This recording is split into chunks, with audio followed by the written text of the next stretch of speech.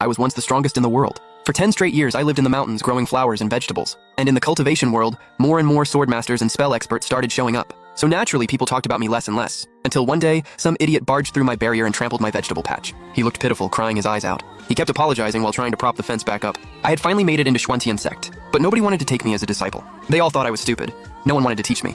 But my ma always said I was gifted. I looked at the kid. I couldn't sense a shred of spiritual energy in her. No matter how I looked at it, gifted didn't fit her at all. But she was just too noisy. So I reluctantly took her in as my disciple. Who would have thought? She was a chaotic Dao body.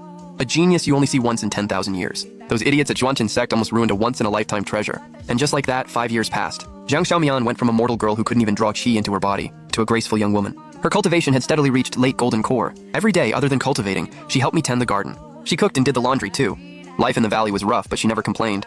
One day I came back from fishing. I saw her using a tiny water-drawing spell to water the garden. Her technique was already pretty polished. "Xiaomian!" I called out. She stopped right away. Then she ran over and obediently took the fish basket from me. "Master, you're back. Your cultivation is stable now. It's time for you to go down the mountain." I said it flatly. She froze and the smile on her face vanished instantly. Her eyes turned red right away. "Master, are you getting rid of me?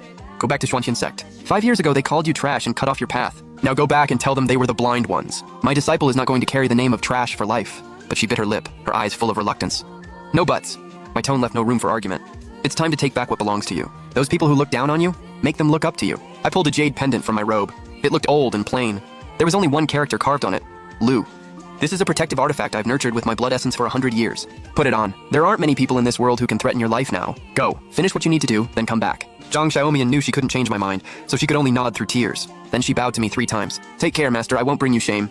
She left, looking back every few steps, until her figure finally disappeared at the end of the valley, and the valley returned to its old silence like nothing had happened. After Xiaomian went down the mountain, life went back to its boring peace, other than occasionally thinking about how clumsy she looked watering the garden. Nothing really changed. That peace lasted less than 10 days. That afternoon I was watering a big round cabbage. Then suddenly my chest seized up. It felt like an invisible hammer slammed right into me. The ladle slipped from my hand and hit the ground with a clang. Water splashed all over my pants. That jade pendant had shattered. A freezing, bone-deep killing intent surged up from the bottom of my heart. I hadn't felt that in 10 years. That pendant had been nurtured with my blood essence for 100 years, and it carried a trace of my divine sense. Even a nascent soul-old monster would have to get past it to hurt Xiaomian. To shatter it, the attacker had to be at least at spirit transformation. Since when did the cultivation world have another spirit transformation expert? No, that doesn't make sense.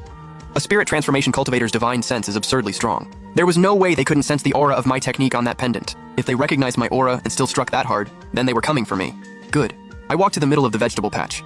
There was a crooked wooden stake stuck in the ground. I had shoved it there 10 years ago to support the bean vines. After years of sun and rain, it had long since rotted away. It looked like it'd snap if you touched it. I grabbed the top of the stake, then slowly pulled it out of the damp soil. As the dirt fell away, a cold gleam flashed in the sunlight. The rotten outer layer peeled off inch by inch, revealing the rusted blade underneath. On the blade were 2 ancient seal script characters almost buried under rust. They read Wentian. 10 years without blood. I wonder if my old friend has gotten lonely too. Sword in hand, I walked to the eaves. There sat a chipped orchid pot. The orchid inside had long since died, leaving only a handful of dry soil. I kicked the pot to pieces. In the broken shards and dirt, I dug out a bundle wrapped in oil paper. The oil paper had already rotted away and crumbled at the slightest touch. Inside was a stack of yellowed talismans, dark with age. The cinnabar writing on them had already blurred, giving off an old, stale aura. I tucked the talismans into my robe. Then I stood in the courtyard, sword in one hand. 10 years.